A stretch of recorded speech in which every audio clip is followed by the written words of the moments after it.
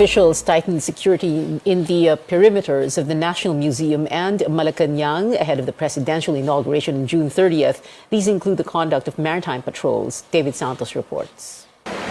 Covering the 25-kilometer-long Pasig River, Coast Guard personnel is keeping an eye on a restricted area just outside Malacanang.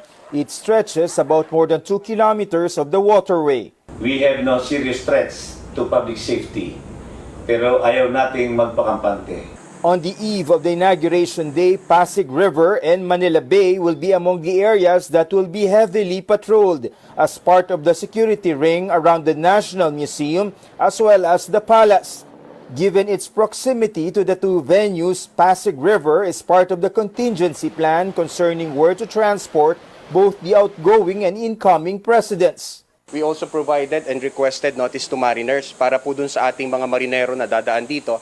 They will be notified earlier that yung pong ating Pasig River will be closed in the meantime. While a no-sail zone will likely be imposed in some parts of Pasig River during select hours on Inauguration Day, the Coast Guard doesn't seem to see the need to implement the same rule along Manila Bay.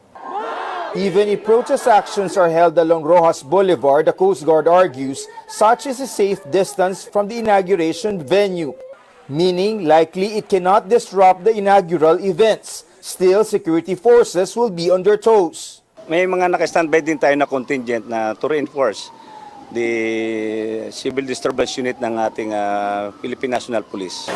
The Coast Guard will deploy at least 500 personnel to work with units of the police, military, and the Presidential Security Group. David Santos, CNN Philippines. Incoming Internal Revenue Chief Lilia Guillermo says she will tackle the multi-billion peso Marcos estate tax. Guillermo tells CNN Philippines she has yet to see the documents but assures the public the agency will follow the Supreme Court ruling. The decision was made final in 1999. Court records show the Marcos family was ordered to pay 23 billion pesos in estate taxes in 1997, but figures could balloon to 203 billion pesos, including penalties and interests. I think that I will have to talk to the president that BIR needs to collect it. No? And maybe I will inform him, Mr. President, it's not you who's going to pay this, but it's the estate. No? Correct. Your family, I hope that there will be no objections and be a role model to at least comply the rules of taxation. President-elect Marcos earlier said, quote, there is a lot of fake news involved in the estate tax issue and that it would be better to leave the matter to lawyers. Will the migrant workers chief heed calls to lift the deployment ban on Filipino workers to Saudi Arabia? Incoming Secretary Susan Toots Ople vows to exhaust all diplomatic channels to decide on the matter. And as Tristan Odal reports, Ople is finalizing her priority programs for the new department. Overseas Filipino worker Arabel is returning to Saudi Arabia for the third time. We met her while she was saying goodbye to her parents and 2 children at the airport. Malulungkot na naman kasi andito yung mga kasama ko yung mga baby ko. Pati si mama, si papa, ako. Kasi ito yung mga kasama ko paalis. Arabel says processing her documents went smoothly last month, but it's not the same with other returning OFWs. She expresses hope that the new Department for Migrant Workers and the incoming Marcos administration can help expedite the process. Yung iba nagpa-medical na, yung gastos-gasto, sana agad na mapabilis din yung pag-alis nila. Kasi yung mayroon ako ibang mga kasama na ang tagal ng naghihintay. In a roundtable discussion with Business Mirror, incoming Migrant Workers Secretary Susan Toots Ople says she'll spend her first day in office reviewing all processes involving deployment of OFWs. Lahat ng sistema mula sa pag-a-apply, mula sa pagkuha ng OEC, yung mga mandatory fees, paano ba ang verification, ano ba ang dapat na datnan ng OFW sa mga embahada natin. So lahat nun isi-systems review natin. Also part of Ople's initial plans for the department includes setting up migrant workers' offices in embassies and conducting global town hall meetings. She also intends to tap social media platforms to combat human trafficking and illegal recruitment. Mas mabilis na takedown ng mga FB pages na pugad ng illegal recruitment.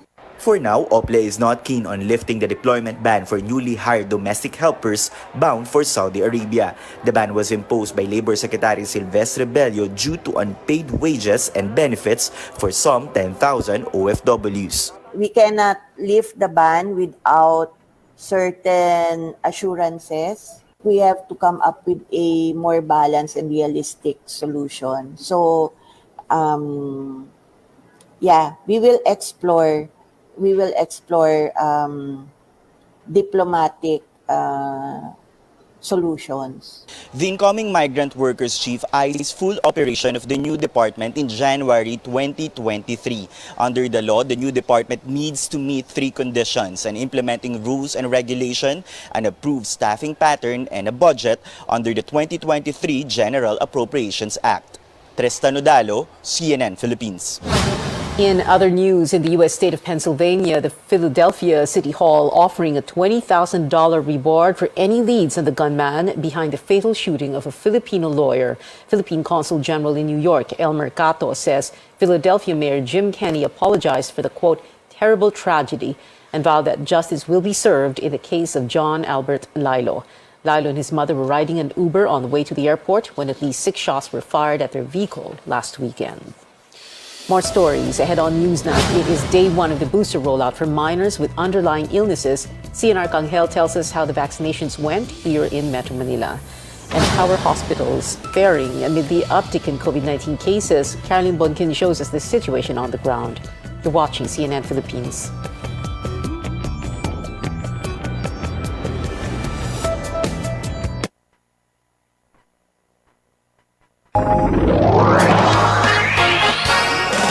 RPN DXKP Pagadian, ang inyong Radyo Ronda. RPN Radio Philippines Network. Radio Philippines Network. Live to the world, pinaagi sa FB page, karon mag-download na. Pinaagi sa Google Play o Apple Store, YouTube o Twitter. Alang sa mas kipakuskan ng mga balita, komentaryo, kasayuran o kalingawan. Ang mas kipakuskan ng inyong Radyo Ronda. Member, kapisanan ng mga broadcaster ng Pilipinas.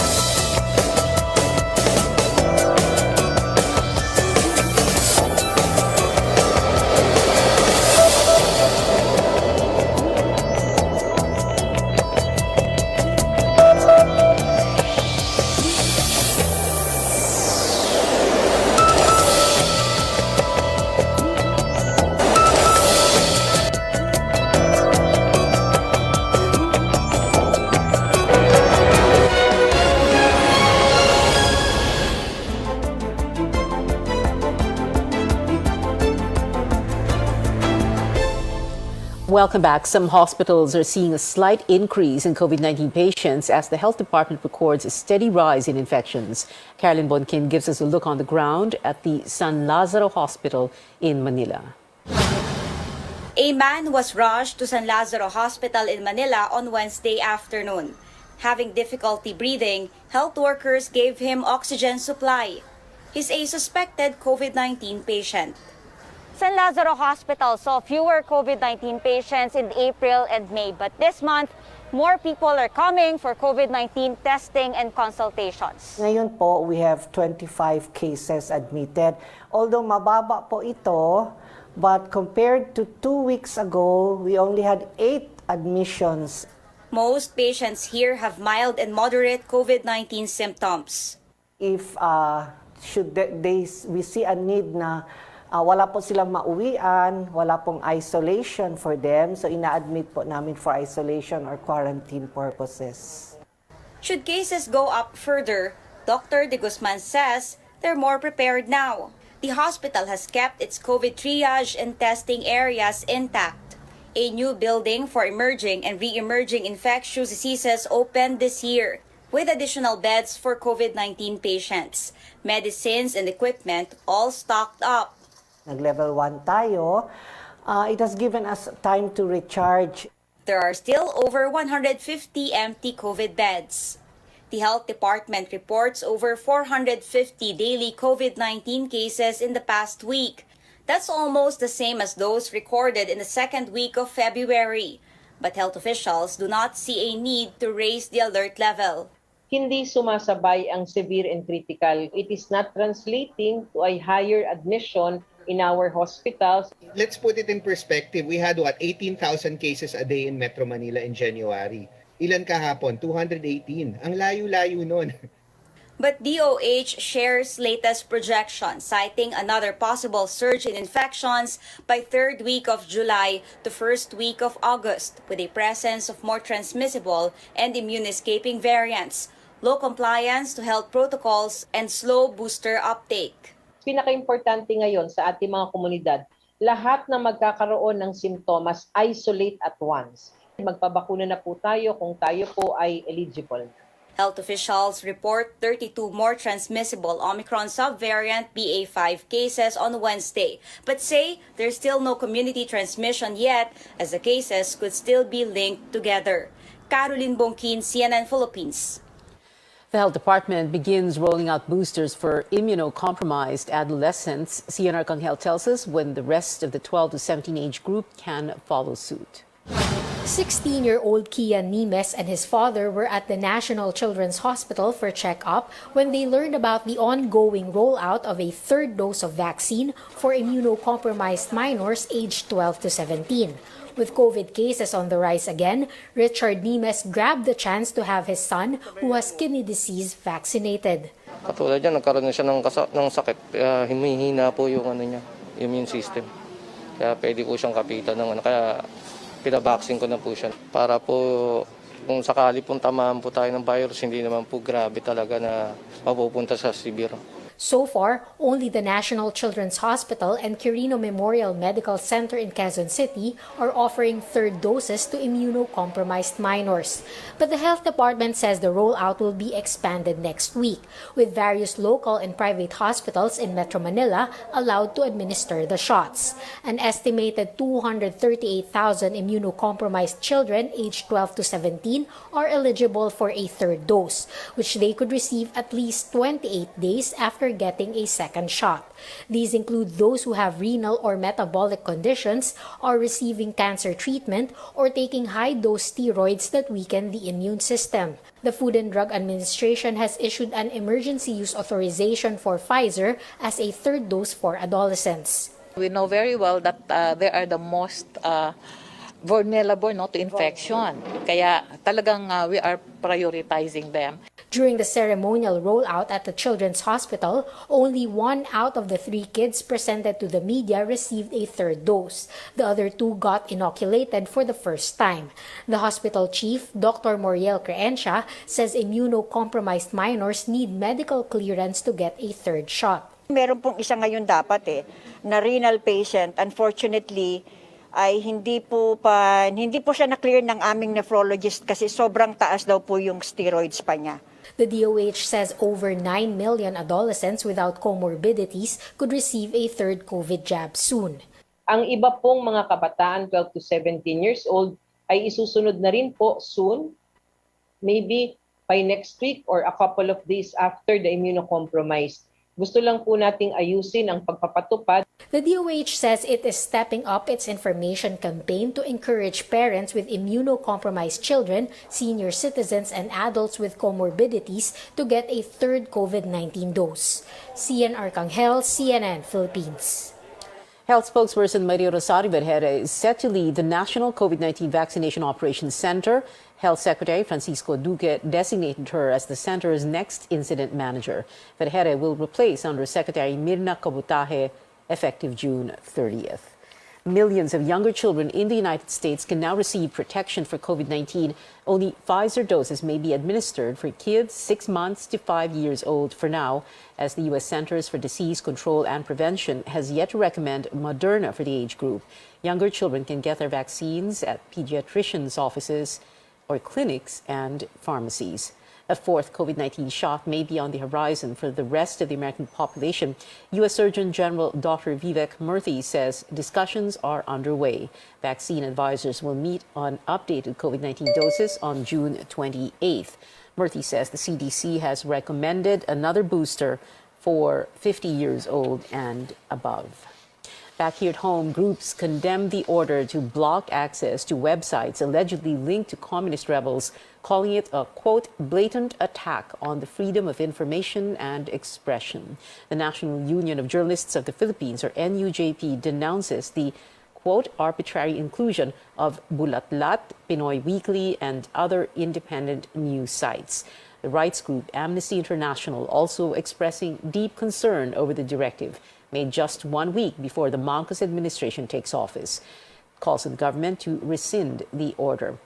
The National Telecommunications Commission ordered internet service providers to immediately block websites supposedly linked to terror groups following the request of National Security Advisor Hermogenes Esperon. Sports and entertainment news. Still ahead, a historic feat for the NU Lady Bulldogs, who won the UAAP women's volleyball title after over 6 decades. Plus, a former actress in the Philippines has officially debuted as a K-pop idol. Find out how Shanti began her music journey in Korea after the break.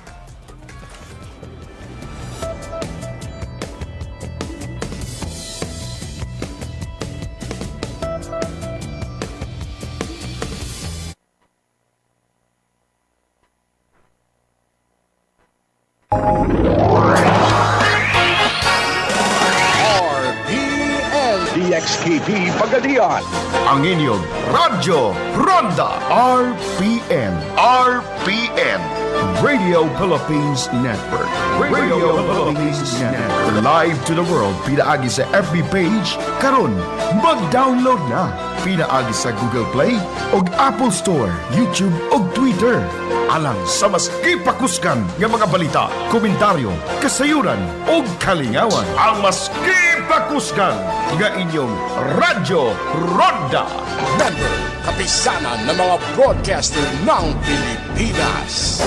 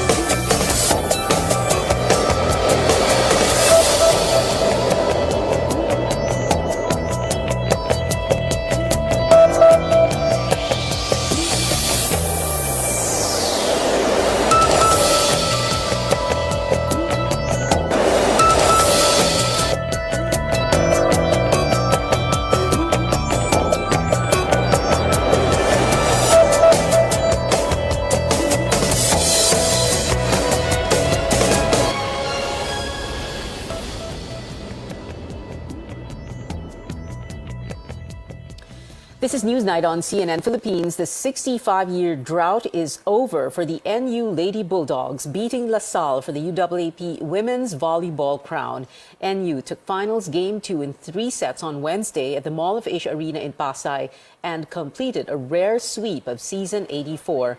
Another significant win for the Lady Bulldogs, with Belia Belen becoming the tournament's first rookie MVP.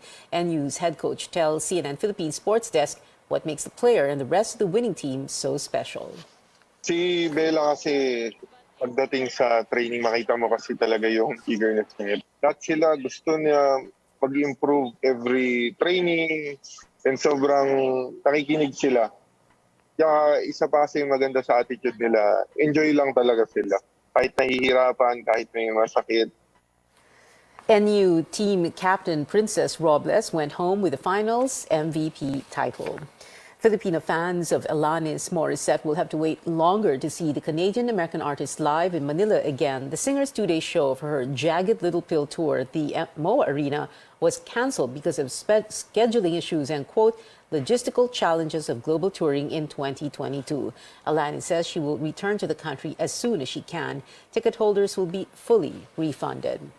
A Filipina-Argentinian actress has officially joined the K-pop scene, making her debut with how do you pronounce this? Lapilus. Chantal Videla, also known as Shanti, released the single Hit Ya under the girl group this week. The 19-year-old singer has starred in Filipino shows and was part of Star Magic Circle's 2018 batch alongside Donnie Pagalinan and Charlie Dizon. Shanti spoke with CNN Philippines New Day on how she entered the Korean music industry. Because of the pandemic, of course, I had to go back to Argentina and all that. But before that, how do you say? Like, my dad had this Korean friend, and that Korean friend had like connections with MLD Entertainment. There was a time where like our CEO has been looking for like possible like Filipina member for his future Korean girl group.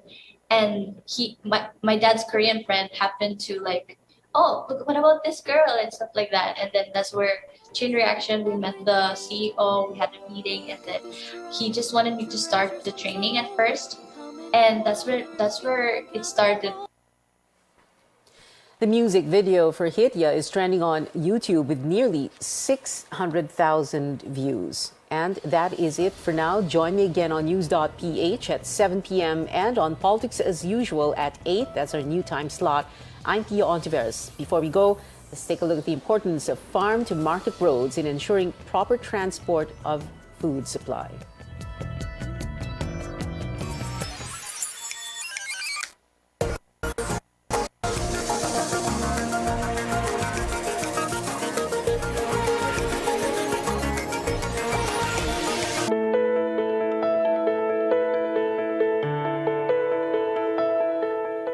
Years of working at home have made people feel safer during the pandemic.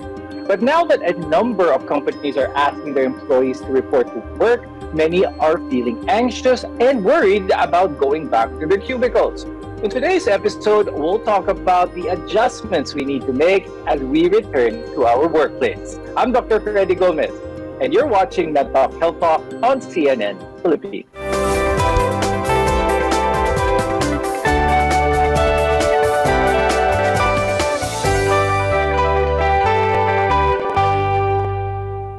To talk about how to safely return to work, we are joined by Ms. Marie Paz Consolacion Manaligod. She is a psychologist from the Miriam College. Also with us is Dr. Ana Margarita Cruz, who is a psychiatrist from the Medical City. Daily cases of COVID-19 have been going down and people are slowly readjusting back to a normal schedule. But the question is, why are some people still reluctant on returning to the workplace? I'll start the conversation with Ms. Paz. Can you explain what could be a possible scenario kaya kung bakit ganito? Kasi it's again a transition, di ba? So pre-pandemic, we were used to working, to traveling, and then suddenly we had to be locked down, locked in place, right? And now we're slowly getting back to our offices. And again, that would be a transition for us, a change. So again, we have to adapt, no? And usually it takes time for us to be adapting, no? To being with friends again, maybe missing your home environment, no? And maybe getting also anxious about the new people, because I know you would also have new hires even during the pandemic, and maybe changes that will be going on. So this transition would also cause in a way, stress. But according to the International Labor Organization, work productivity actually surged during the pandemic while most people were working from home. This actually does not support the notion that people are only productive when they are in the workplace. Now, despite these, we cannot ignore that there are industries that might require people to report back to their office or back to their work. Now, in terms of mental bandwidth or the ability to, really focus on the job, Ms. Paz, can you share with us what were some of the pros and cons of working at home versus working in the office? So maybe working at home, you had to put that separation because it was so hard to separate, no, like working and being at home, because we had mommies, no, who would say, maybe isa-shut mo na yung camera kasi going to make the merienda for the kids, no, who were also online. And also, no, the environment at home, it's like there are so many things that you might be seeing there that you have to do, and it also worries you because hindi ka nakafocus sa work mo because you are in your home environment, and you have other family members living with you. If you have a little child, no, would say, Mommy, my milk, pagkain ko. And of course, maybe even your partner, your husband or your wife is also working at home. And the bandwidth, right, the connectivity was also a concern there. It's not like when it's face-to-face, no problem with connectivity. Okay, so maybe that would be one of the disadvantage. But of course, an advantage would be we have enjoyed being at home. We were able to bond with family members, right? And of course, again, the traffic, the daily grind, like, so we had a free time on our hands, right? So we were able to like, naging plantito, plantita, new recipes because of that free time. It could be like 2 hours or more than because of the travel. But some people are experiencing what we call post-pandemic anxiety. Before, there was the anxiety of uncertainty during the pandemic, but ngayon, merong post-pandemic anxiety. I'll ask Dr. Anna, let's talk about what anxiety is, because a lot of people may have an idea of it, but yun pala, what they feel is already considered to be part of anxiety. When does this become cause for concern for someone? Of course, anxiety is a common human reaction to any perceived threat, to change, to adaptation also. It's a vague sense of apprehension. It may manifest as bodily sensations, so it could manifest as palpitations, tightness in the chest, trembling, sweating. This is all normal, but it only becomes a disorder or an anxiety disorder when this becomes debilitating. For those who are having trouble adapting, coping, we've heard of anxiety attacks, we've heard of panic attacks. So anong difference between these two? How can someone differentiate what they're feeling as an anxiety attack compared to a full-on panic attack? Anxiety is more vague, diffuse. It's a response to an unknown threat, when the threat is not a direct threat, for example. It comes from your mind's interpretation of the possible dangers that could arise, and we know that sometimes our imaginations get carried away. And then panic attacks are sudden bursts of intense bodily sensations, like the ones I mentioned, palpitation, sweating, basically anything related to the fight or flight response. When does medication come into play? Does medication come at a certain point, or is medication for these types of disorders a supplement, something to help the coping mechanism? The number one thing to ask would be if it's already becoming debilitating. Then maybe you need to relieve some of the physiological symptoms happening there. But you also have to take into account, is this person able to make lifestyle changes that may perhaps decrease the stress or alleviate the stress a little bit? Some research going on now has seen links to improvement of anxiety also with practices like mindfulness meditation. There's also, this has long been proven, but none of us do it a lot, exercise. So when we return, though, we'll take a closer look at what happens when we let the stress get the better of us. We're in Connection to Health, Mental Health Talk. We'll be right back.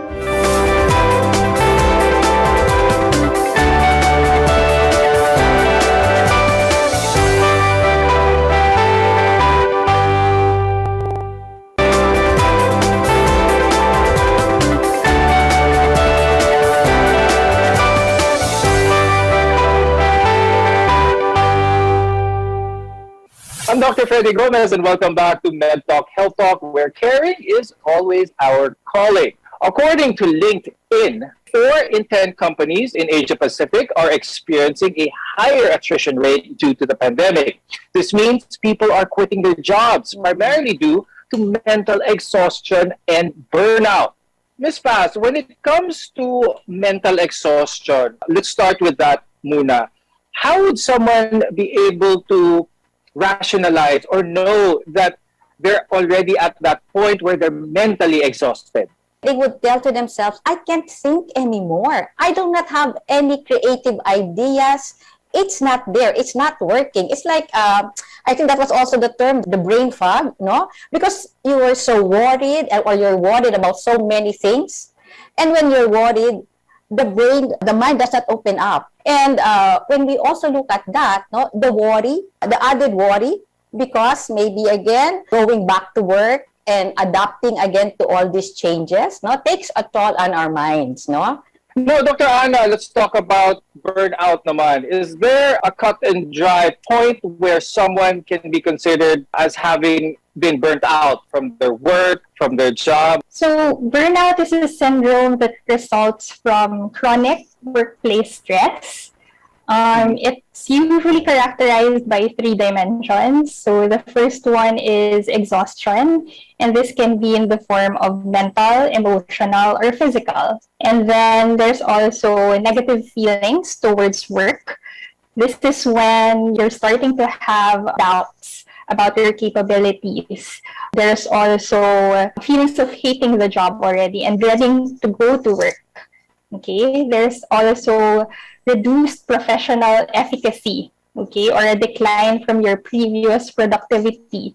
And the things that you found easy to do before, not so easy to do anymore. How serious is burnout? If someone reaches that point of burnout, is this something where professional help is indeed advised? Or is this something that a person can deal with on their own?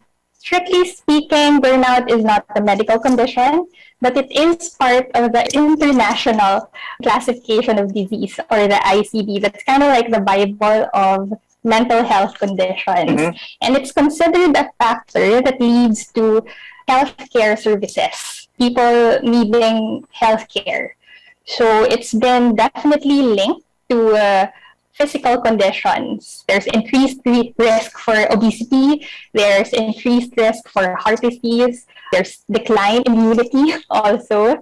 And then serious mental health conditions also. Now, we have to admit that it's not just sometimes the workload, but the people that you work with could be these triggers or these causes for some mental exhaustion or even burnout. Ms. Paz, how do we solve that scenario when hindi lang yung trabaho ang nagko-cause ng anxiety and stress, but it's the colleagues who contribute to one's burnout or even mental exhaustion? You know, I guess it's very important even for companies now. No, it's good that we have the mental health law and all that.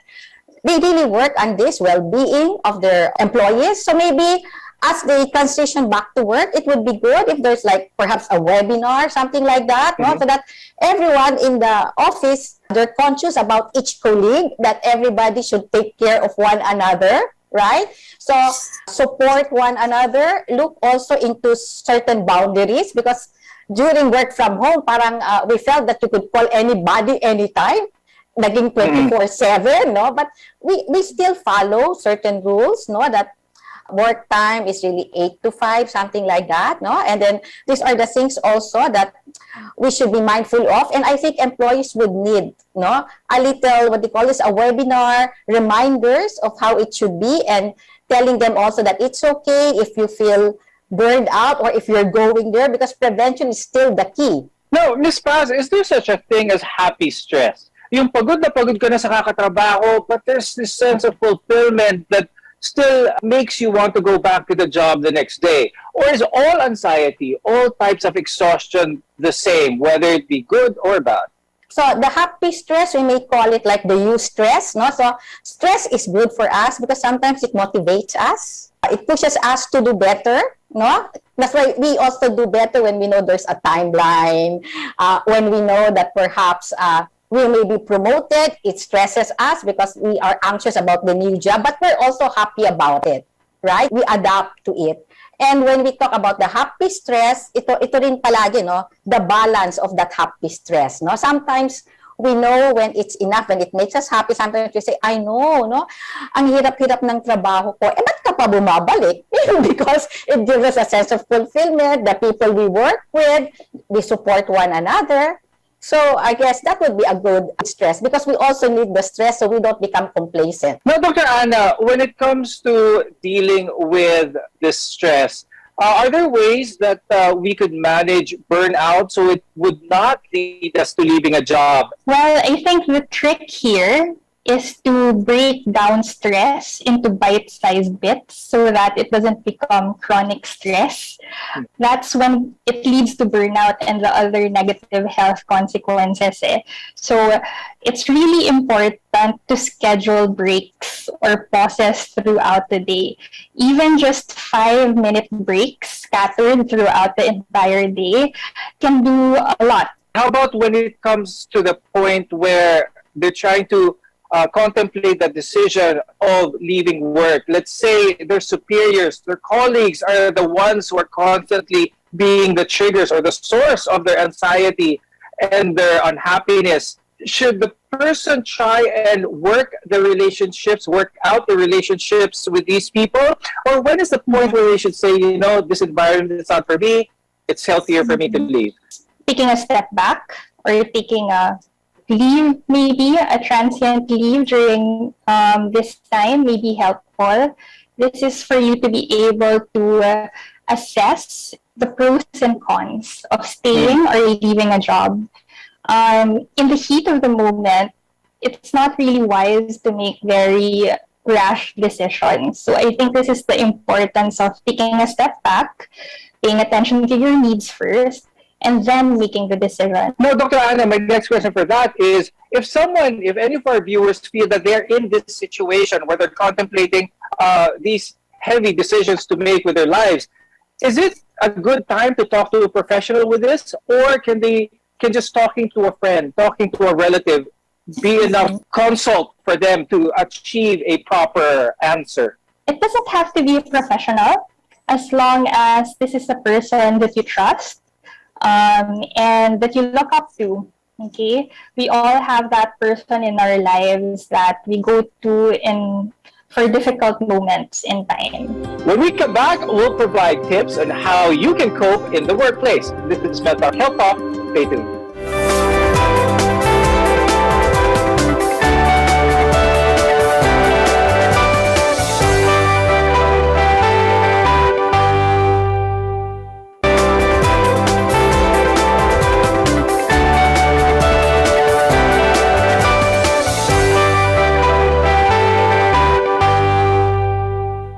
I'm Dr. Freddy Gomez, and this is Mental Health Talk. We're your partner in healthcare. Now, a number of people have reported experiencing brain fog during the pandemic. And there are also studies that say that people who did not even have COVID also experienced inflammation in their brain.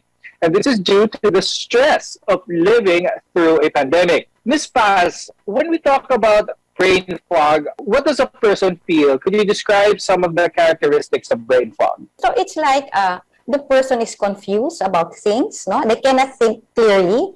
And even in terms of productivity, no, they see that decline. No? So they cannot think clearly. they may not also be rational in the way they think, and they also see the difference, no? In terms also of making decisions. Now, Dr. Anna, I'd like to talk to you about, lately we've been talking about tips and advice, for the casual worker and how to cope. Let's talk about workaholics, because workaholics, they might see this and their anxiety is coming from not being able to work. They're so eager to get back into it.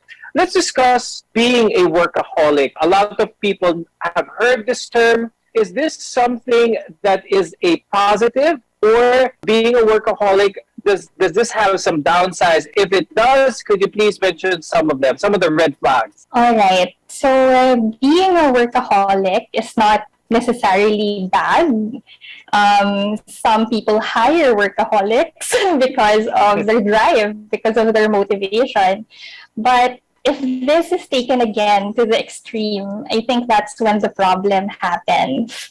And some problems that may arise would be burnout, and we've been talking about this for a while. I guess this is something that, because you have to remember, for workaholics, it's really not automatic for them to schedule breaks or rest or recovery periods for them, because they're go all the time.